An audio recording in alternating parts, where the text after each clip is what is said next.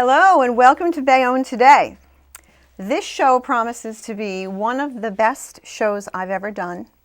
I have to be honest with you, there are questions here. Very rarely do I need a script, but in this particular instance, we have someone on the show today that defies any explanation and is here to tell us more about who he is, why Bayonne, and his name is Captain Bayonne. Welcome. Thank you. You're welcome. Thank you very much, Diane. You're welcome. It's a real pleasure to be here. Thank you so much. I'm so excited to have you. There are so many people waiting for the show. The reason they're waiting for the show is they've seen you.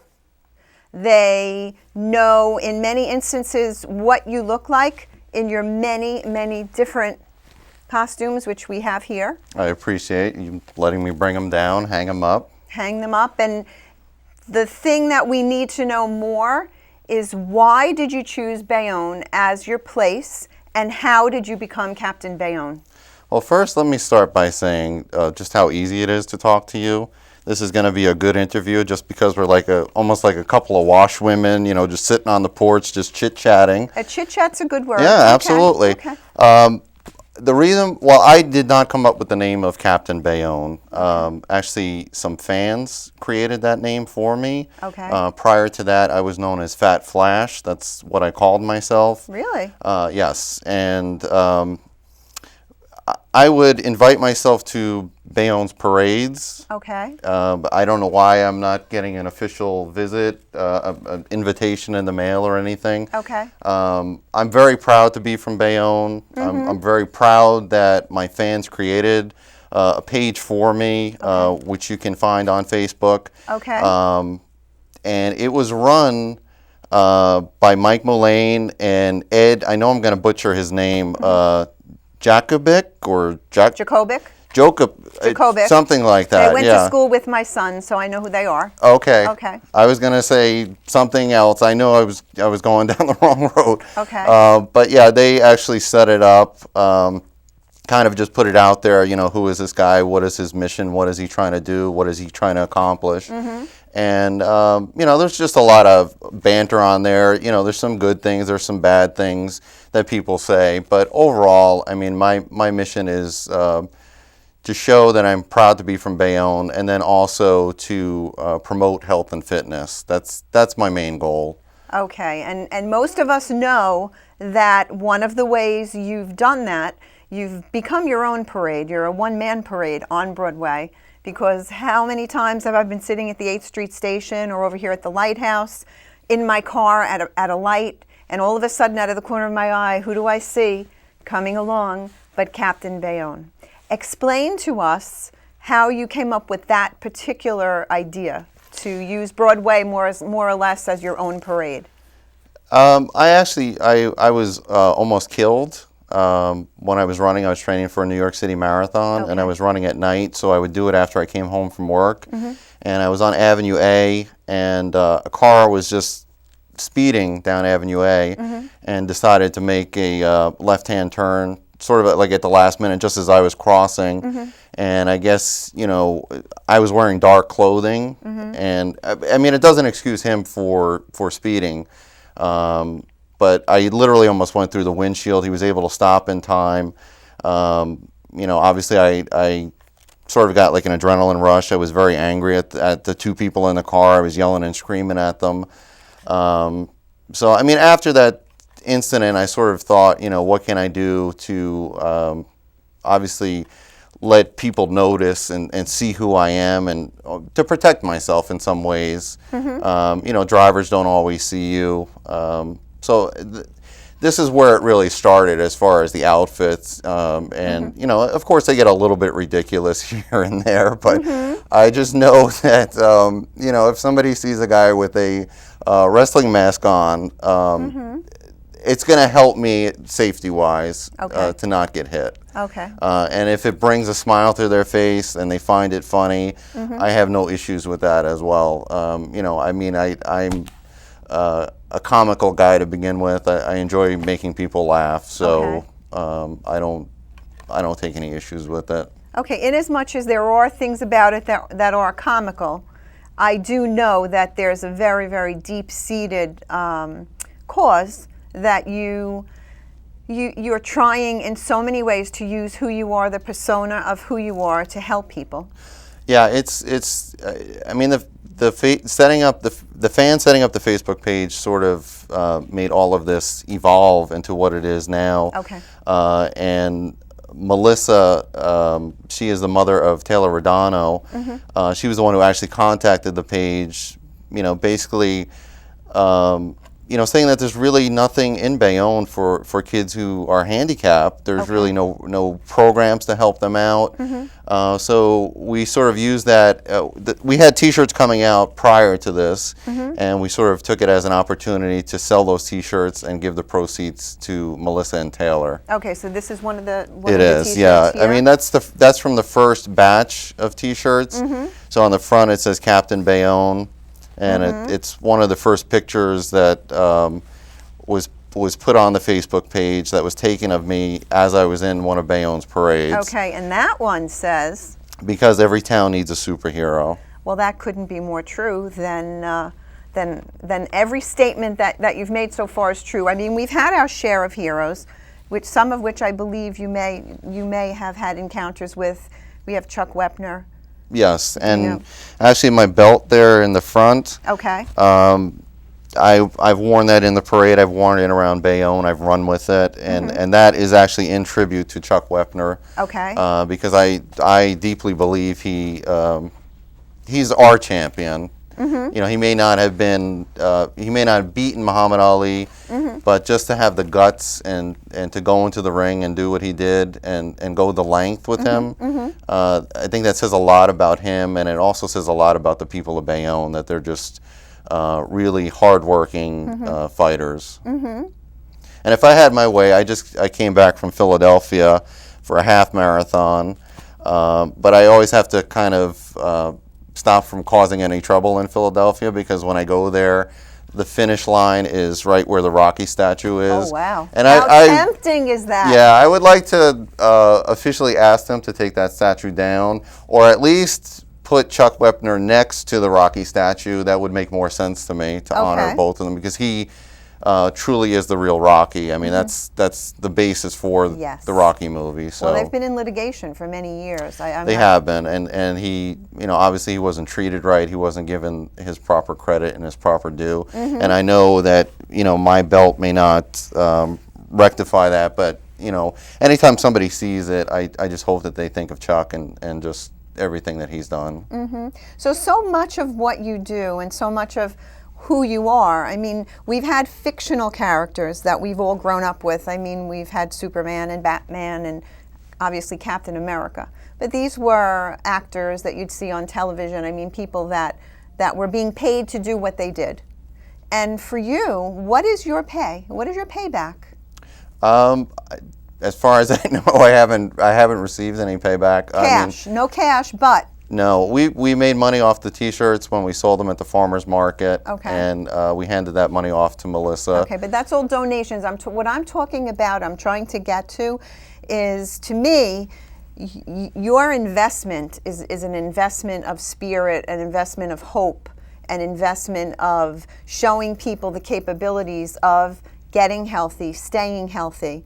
I know that you're a firm believer in exercise and running, and you talked to me about it the first time we chatted, about when you're running, it becomes almost like a silent meditation and a way to clear your mind. Can you share that with? Well, I mean, I just feel like I owe running a lot, and I feel like I have to promote it in some way, that what it's done for me. I mean, at one point in my life, I mean, the heaviest I've ever been was about 225 pounds, but that was like my first year of college. Okay. You gain like 15 pounds the first year. Freshman, 15. Well, I gained 75 pounds. Wow. Because I had a really good meal plan, Okay. and I went to school down in Florida, and I would eat sausage biscuits and gravy every morning with scrambled eggs, and that just goes to show you, I mean, the things that you're eating.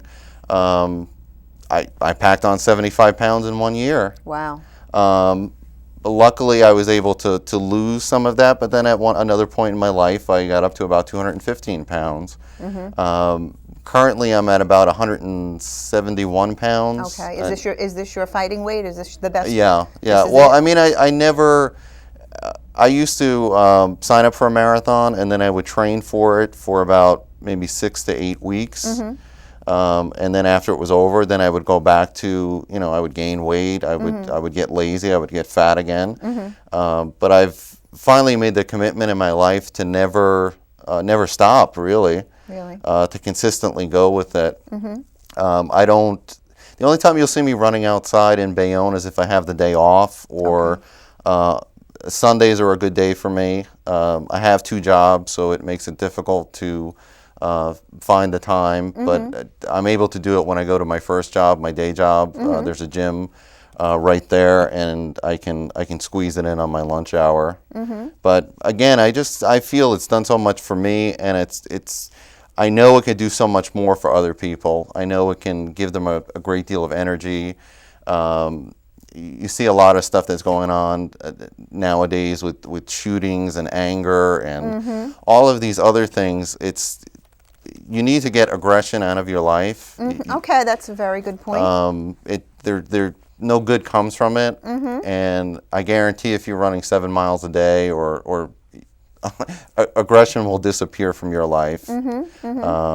That's really what I feel we need more of. Well, it does create, I mean, it releases the endorphins. Exactly. And it creates a feeling of well-being. And I'm imagining that with everything you're talking about, I mean, you really have become quite an example for school-age children, younger children. My grandson, Jake, is very excited to know that his Gima is talking to Captain Bayonne today, as well as all of his little friends. I know that even older people have come to be curious, obviously, and I'd love to know where you get those shoes. Where did you get those shoes? You can actually get these on eBay. Really? Yeah, with the goldfish in the heel. Okay. It's sort of my signature shoe. But again, I only wear it for formal occasions. I don't run in these. My sneakers that I do have, these are the ones that I run in. They're Nike custom sneakers. Wow. I have 2 different size feet. So one is a size 12 and the other is a size 9. Really? Yeah, I have 2 different size feet and 2 different size legs. Really? Yeah, so I have Wow. terrible balance, but when I train, I do a lot to make sure I concentrate on my balance, because I do have a tendency to trip. One's a 12 and one's a 9. Yeah. Okay, so now we're finding something out that I didn't even know about Captain Bayonne. So this is a question I've always had for people that have one foot that's bigger than the other. What happens to the other 2 shoes? Is there a club? Is there a place? For a long time, there was really nothing that I could do for it. Okay. I mean, other than going and buying 2 pairs of shoes. Yeah. But I guess growing up, I just sort of got used to it, and the small foot would just sort of flop around in the big shoe. Oh, okay. Yeah, but for running, I wasn't going to do that, and I sort of always tried to investigate. And there was very little out there. I think at one time they told me there was somebody up in Maine, but I had to drive up there, and the guy had to trace my feet. Okay. But he wanted me to make sure that I came up on a day when he wasn't out hunting. So I was a little sort of creeped out by that. And then Nike came around with a way that you can actually select your shoes online. Really? They will make them, and then they'll ship them to you. So you select the size, the width, all of that. You design I design the colors and everything the way that I like it. And you could still see that it says Flash. It says Fat Flash on my shoes right now, but obviously that's about to change for my next set of shoes. It'll say Captain Bayonne. So where did Fat Flash come from? From the superhero The Flash. Okay. But there was one point where the Flash got fat. Okay. And he was known as Fat Flash. Okay. And he was still in the suit, but like his belly was sort of hanging over. He could still run fast, but obviously he would huff and puff a bit. Okay. So I sort of gave myself that name to get myself To trimmed, encourage myself. Okay. Yeah. What about your now? Are these costumes custom made or? This is the latest one that I actually had custom made, the Captain Bayonne. Okay. It's a wrestling singlet. Some of the other ones, with the jacket, I had custom made with Captain Bayonne. Some of the other ones are just regular things that I'm able to purchase online. Do you have any ideas about the future? Are you thinking, a little further into the future, maybe changing your image in any way or expanding on what you're doing? I'm always open to anything, and I'm always looking to evolve and never stay the same. But just what you were mentioning earlier, just about, older people, it's just never too late. That's what I want to stress, to ever, I mean, obviously you don't have to sign up and run a marathon or anything like that. I mean, walking is one of the greatest things that you can do. It's low impact, but it's always just to keep your heart going, and you'll feel so much better just getting out there every day. Now as you're on Broadway, I mean, I'm sure you're seeing some people that aren't in such great shape. Have you ever thought of mentoring? I talk to people all the time, but the bottom line is, and there's nothing that I can do to force people. True. To change anything, to stop smoking or stop taking drugs or anything like that. It really has to come from within them to make that decision to no longer do that. I think dieting is a great thing. If you can follow a diet, 5 days a week, and then you don't have to. What do you eat? What's a normal everyday? You wake up in the morning and you say, I feel like having. I have in the morning I'll have a cup of coffee with skim milk. I'll have a banana. I'll have my vitamins, and then I'll go to work. I'll go to the gym, and then after I come back from the gym, I'll have grilled chicken salad, lettuce, tomatoes, cucumbers, stuff like that.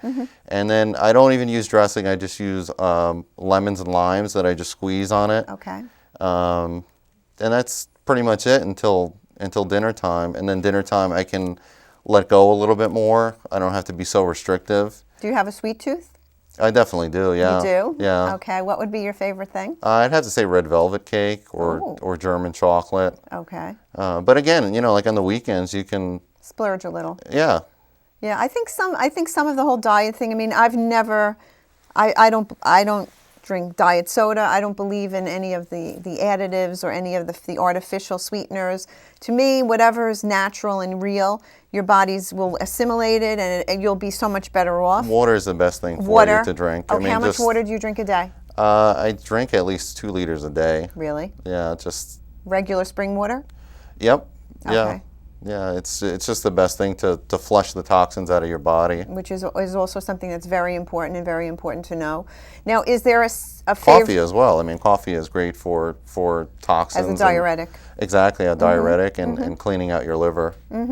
Is there a favorite street in Bayonne for you? A favorite area? Do you like the park more than do you like First Street? Do you like? I don't really run the park. No? I used to at one time when I was training, but I just sort of got tired of running in circles. Okay. I just wanted to see more of Bayonne. And I just got used to, I run typically Avenue B. I'll take it to the boulevard. I'll run down to First Street, and then I'll come back on Broadway. And I don't go all out either. I sort of, that's the way my training is. I don't believe in pushing yourself to the limit as far as in the streets, just because they're, I may create an accident, or, it has a lot of wear and tear on your joints when you run outside on the concrete. I would imagine so. I try to do as much running as I can in the gym. On the treadmill, it's a lot softer. There's a lot more give. But yeah, I definitely have certain areas that I like to run. I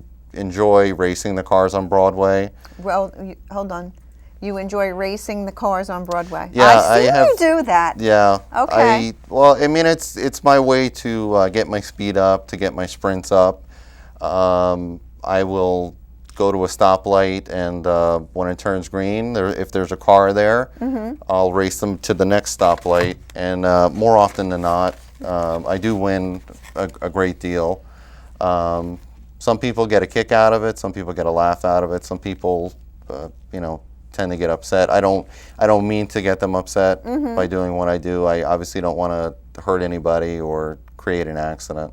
Now I know that I have seen there's a song that was somebody's walking out of Hendrickson's. Yes. It's a catchy tune. I think it's Mike Mullane's band. Yes, it is. Okay. Yeah. And what is the title of that song? Is it? It's the Ballad of Captain Bayonne. The Ballad of Captain Bayonne. It's available. Okay. You can actually download it. If you look up the Bayonne Bleeders, okay. Great group. I appreciate them, writing that song about me. Okay. Mike and Jay and Joe. That's the name of their group. Yes, it's 3 of them. I mean, it sounds like there's about 12 of them because I don't know how they get that much sound with 3 people in a band. But yeah, they wrote that song about me. I really do appreciate it. It was well done. It's a short song, but it's perfect. Now I've heard that I heard that there have been people from all over the world that have found that song and questioned. Obviously, we have Bayonne, France. We have Bayonne, New Jersey. I was told that someone in Bayonne, France, thought that maybe you were from there. It could be folklore. It could be Bayonne folklore. I don't know. I haven't heard that, but I mean, no? I wouldn't mind visiting Bayonne, France, just to get that straightened out with them over there. Well, I think that would be a great thing. My goodness, you can take me with you if you'd like to go, because I've always wanted to go to Bayonne. I'll be France. the ambassador from New Jersey to. Well, see, that's France. why I'm seeing this. This could go anywhere. I mean, in any direction. Kids need a role model. Adults need a person to look at and say, wow, you caught my interest. Now I really want to know what you're all about. I want to know why you would choose to do this. People will say, oh, he's got to get paid for it. To me, I've definitely had people say to me, what's my in it for you? Yeah. Yeah. Mm-hmm. I mean, it's a common theme in our society to look at things that way, to always question why somebody's doing something that they're doing. I love running. I love making people laugh. I have my 2 jobs. I'm married. I love all of those things. So this is just one of many.